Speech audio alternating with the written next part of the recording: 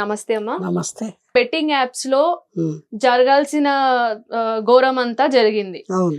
అసలు betting apps promote చేయడమే పెద్ద నేరం. యాప్స్ అసలు ఇన్స్టాల్ చేసుకొని అవి ప్రమోట్ చేయడం పెద్ద నేరం అయితే చేసిందంతా చేసేసి ఇప్పుడు సోషల్ మీడియా ద్వారా మమ్మల్ని క్షమించండి, మాకు ఎలాంటి అవగాహన లేదు దీని గురించి, ఇలా జరుగుతుందని మేము అసలు అనుకోలేదు అనేసి అందరూ చేతులు దండం పెట్టేసి పోస్టులు చేస్తున్నారు. దాని గురించి మీరు ఏమంటారు? అదే అసత్యం అండి.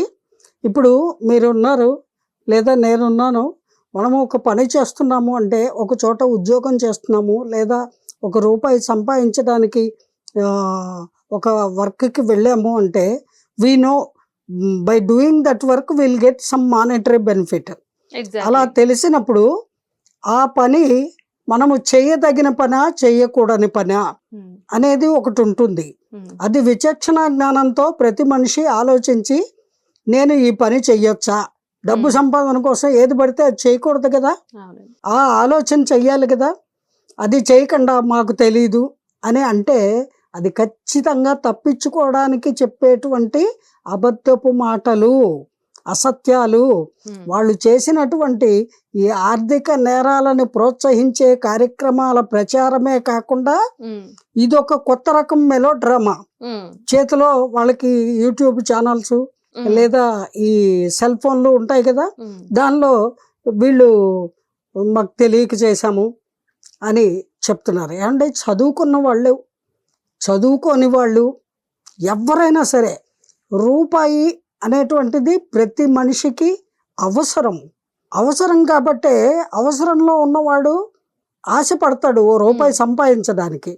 ఇటువంటి జోదపు ఆటల గురించి వీళ్ళు ప్రచారం చేసేసి దానికి ఫలితంగా వీళ్ళు 10,000 నుంచి 3 లక్షల వరకు రెమ్యునరేషన్ తీసుకొని ఏం చేస్తున్నారో వాళ్ళకి తెలిసే చేశారండి. తెలియక చేశామంటే అది ఒప్పుకోవడానికి లేదు.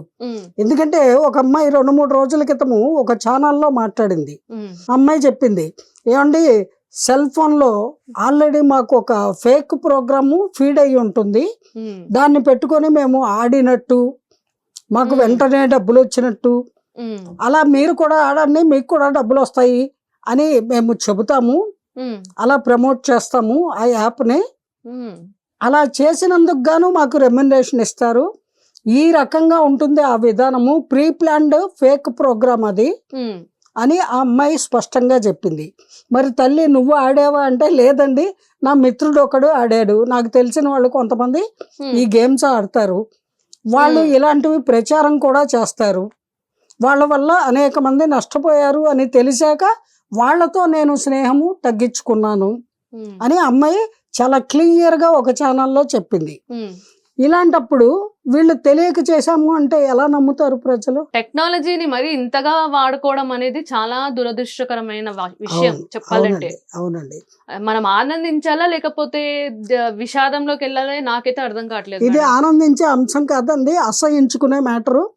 అనేక మందిని ఆర్థికంగా ముంచేసి వాళ్ళ జీవితాలని చిందరవందర చేసి వాళ్ళు ఆఖరికి ప్రాణత్యాగం చేసే పరిస్థితి, అంటే ప్రాణాలనే కోల్పోయే దుస్థితికి వాళ్ళు చేరుకున్నారంటే ఎన్ని లక్షలు కోట్లు వస్తాయని దురాశ చూపిస్తే ఆ ప్రలోభానికి లొంగి వాళ్ళు ఈ ఊబిలో దిగి ఇవాళ పోయినా రేపు వస్తుంది, రేపు పోయినా ఎల్లుండి వస్తుంది, ఇవాళ 2 లక్షలు వచ్చింది కాబట్టి రేపు 1 కోటి రూపాయలు రావచ్చు, వాడు చెప్పాడుగా అమ్మాయి చెప్పిందిగా అని ఆశతో వీళ్ళు అప్పులు తెచ్చి మరి ఆస్తులు అమ్మి మరి అవసరాలకి ఇంట్లో తల్లిదండ్రులు దాచుకున్న డబ్బులు దొంగిలించి మరి వాళ్ళకి తెలియకుండా, భార్య బిడ్డలకి తల్లిదండ్రులకి తెలియకుండా కూడా ఇన్వెస్ట్ చేసి మోసపోయి ప్రాణాలు తీసుకున్న వాళ్ళు అనేక మంది ఉన్నారు. మరి వాళ్ళకి కాంపన్సేషన్ ఎలా చేస్తారు, ఎవరు చేస్తారు, అదేగా మీరు అడిగింది. అది ఎలా చెయ్యాలి అంటే నేను ఈ సందర్భంగా ఈ అంశాన్ని పోలీసు వారి దృష్టికి వచ్చింది కాబట్టి వారిని సవినయంగా నేను వేడుకుంటున్నాను, దయచేసి ఇటువంటి క్రైమ్కి తెగబడినటువంటి సోకాల్డ్ పీపుల్ ఎవరెవరు ఉన్నారో వాళ్ళందరినీ లిస్టు చేశారు. ఇంకా కూడా వాళ్ళకి దొరకని వాళ్ళు ఉన్నారు, వాళ్ళని కూడా దొరకబట్టుకొని వాళ్ళల్లో ఎక్కువ కోట్లు ఎవరు సంపాదించారు ఈ జూదపు ఆటల వల్ల, ఇటువంటి ప్రచారం వల్ల, అది కనిపెట్టి వాళ్ళ దగ్గర ఉన్న సొమ్మంతా కూడా గవర్నమెంట్కి హ్యాండ్ ఓవర్ చేయాలి. లేని పక్షంలో వాళ్ళకి లైఫ్ ప్రిజన్ వెయ్యాలి.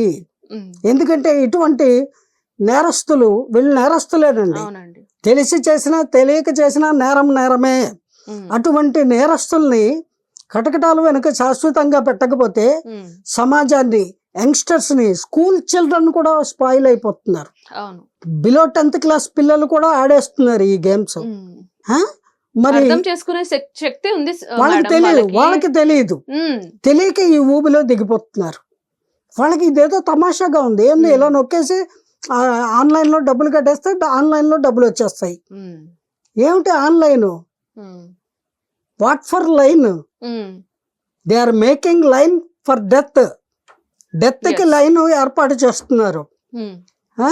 ఈ డెఫిషిట్ అంతా ఎవరు క్లియర్ చేస్తారు, ఎవరు పూరిస్తారు, ఎవరు వాళ్ళకి అండగా నిలబడతారు? ఆ మోసానికి వీళ్ళని ఎంకరేజ్ చేసిన వాళ్ళే బాధ్యులు. వాళ్ళే ఈ నష్టాన్ని, వాళ్ళ కష్టాల్ని భర్తీ చేయాల్సిన బాధ్యత ఉంది అని వాళ్ళు గ్రహించాలి. వాళ్ళంతటా వాళ్ళు పోలీస్ శాఖకి వాళ్ళు సంపాదించిన కోట్లన్నీ హ్యాండ్ ఓవర్ చేయాలి, ప్రభుత్వానికి హ్యాండ్ ఓవర్ చేయాలి. వాళ్ళ ద్వారా ఎవరెవరు వాళ్ళ సబ్స్క్రైబర్స్, ఫాలోవర్స్ మోసపోయారో వాళ్ళని ప్రభుత్వాన్ని సంప్రదించి, పోలీస్ శాఖ వారిని సంప్రదించి వాళ్ళు నిరూపించుకోగలిగితే, త్రూ బ్యాంకే కదా, ఆన్లైనే కదా జరుగుతున్నాయి. సో ఆన్లైన్ ద్వారా మీరు ఎవరికి పంపారు ఆ డబ్బులు, ఎంత మోసపోయారు, అది మీరు ప్రూవ్ చేసుకోండి. ప్రభుత్వం మీకు వీళ్ళ దగ్గర నుంచి వసూలు చేసి మీకు కొద్దిగా కాకపోతే కొద్దిగా అయినా రిటర్న్ ఇప్పించే ఆస్కారం ఉంటుంది. ఇది ఒక పద్ధతి. రెండవది, చనిపోయిన ప్రాణాలని ఎవరు తిరిగి తీసుకురాలేరు. అందుకని ఇక మీదట ఇటువంటి నేరాలకి ఎవరైనా ముందుకు వస్తే, ఇటువంటి నేరాలని ప్రోత్సహించేవారు కానీ ఆఖరికి పాల్గొనే వారికి కూడా ఎవరైనా పాలు పంచుకుంటున్నారు, డబ్బులు అందులో పెడుతున్నారు, జూదపు ఆటల్లో, బెట్టింగ్ యాప్ల్లో అని తెలిస్తే వాళ్ళని కఠినంగా శిక్షించడానికి కొన్ని సెక్షన్స్ ఉంటాయి మన లా అండ్ ఆర్డర్లో, మన న్యాయ వ్యవస్థలో. వాటిని స్ట్రిక్ట్గా ఇంప్లిమెంట్ చేయాలి, అమలు చేయాలి. లేకపోతే ఈ ఇట్లాంటి దుర్మార్గపు ఆర్థిక నేర వ్యవస్థ అనేది అది ఆపడానికి వేరే మార్గం ఉండదు. ఏమన్నా అంటే ఏమంటున్నారు, ఈ యాప్లన్నీ ఇతర దేశాలవి, ఇతర దేశాలకి ఇక్కడ ఉన్నారు బ్రోకర్లు, ఇక్కడ ఉన్నారు మీడియేటర్లు, ఇక్కడ ఉన్నారు మేనేజర్లు, ఇక్కడ ఉన్నారు దాన్ని ప్రమోట్ చేసేవాళ్ళు. మేడం, ఇక్కడ ఒక్క క్వశ్చన్ నేను అడగాలనుకుంటున్నా. ఇప్పుడు మనము నా తరఫున నేను అనలైజ్ చేసింది ఏంటంటే, మనము రూట్ ని కట్ చేయకుండా బ్రాంచెస్ ని కట్ చేస్తున్నామేమో అనిపిస్తుంది నాకు. ముందండి ఇంట గెలిచి రచ్చగలమన్నారు, ముందు బ్రాంచెస్ కట్ చేసేయండి, ఆ తర్వాత మీరు రూట్ కాజే ఏంటి, ఎవరు, ఎక్కడ అనేది ఆ మూలాలు వెతకండి. వెతకాల్సిందే. కానీ మీరు సపోజ్ అమెరికాలో ఉంది, చైనాలో ఉంది, లేదా దుబాయ్లో ఉంది ఆ హెడ్ ఆఫీసు, వాళ్ళు మల్టీ మిలియనీర్లు, ఇటువంటి వ్యాపారం చేసేవాళ్ళు, అక్కడ ప్రభుత్వాలు అనుమతి ఉంది ఇలాంటి జూదపాటలకి. అప్పుడు మన ప్రభుత్వానికి ఏమి హక్కు ఉంటుంది? వాళ్ళని క్లోజ్ చేయించే హక్కు ఉండదు కదా. మరి అందుకే మన దేశంలో ఏవైతే బ్యాన్ చేశారో అటువంటి బెట్టింగ్ యాప్స్ ని ఎవరైతే కంటిన్యూగా ఆడుతున్నారో, ప్రమోట్ చేస్తున్నారో వాళ్ళందరినీ కూడా కఠినాతి కఠినంగా శిక్షించాలి. అది ఒక్కటే మార్గము, దాన్ని కంట్రోల్ చేయడానికే ప్రయత్నించాలి. ఎందుకంటే మూలాలు ఎక్కడో ఉంటాయి, ఆ మూలాల్ని వెతకలేము మనము. లేదు, వెతికి పట్టుకున్నా దాన్ని నిరోధించే ఆ శక్తి మన దేశానికి, మన ప్రభుత్వానికి అనుమతి ఉండదు. ఏం చేయగలము? అందుకని మన ఇంట మనము గెలవాలి, మన ప్రజల్ని మనం కాపాడుకోవాలి, మన సమాజాన్ని మనం రక్షించుకోవాలి. అందుకని మన ప్రభుత్వాలు, మన పోలీస్ శాఖ వారు ఆ దిశగా ఇప్పుడు ఆచరణ ప్రారంభించారు. అందుకని మనము ఎంతో ఆనందించాలి. ఎప్పటికైనా వాళ్ళ దృష్టికి వచ్చింది ఈ పాయింట్.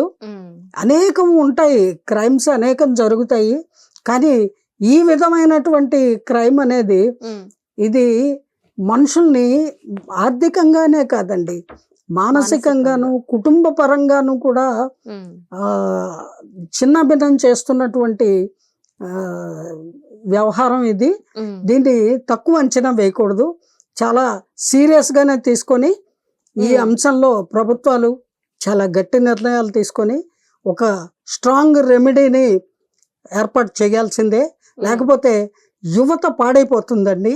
యువతే కాదు, అన్ఎంప్లాయిడ్ యూత్ కానీ, లేదా చక్కగా పనిపాట్లు చేసుకుని కూలి పనులు వ్యవసాయము చేసుకుని మామూలు ఆర్డినరీ పీపుల్ కూడా వాళ్ళకి తెలియకపోతే సెల్లులు ఉంటున్నాయి అందరి దగ్గర. చిత్తుకైతే ఎరుకునే వాడి దగ్గర కూడా సెల్లు ఉంటుంది ఇప్పుడు. అందుకని ప్రతి వాడు సెల్లు పట్టుకొని, అన్న ఇదేదో ఇందులో పైసలు పెడితే పైసలు వస్తాయట కదే, జర నొక్కి పెట్టవే అని అంటాడు. ప్రతి వాళ్ళకి online, what for this line, you are making line for your end, don't do that, don't enter into that line.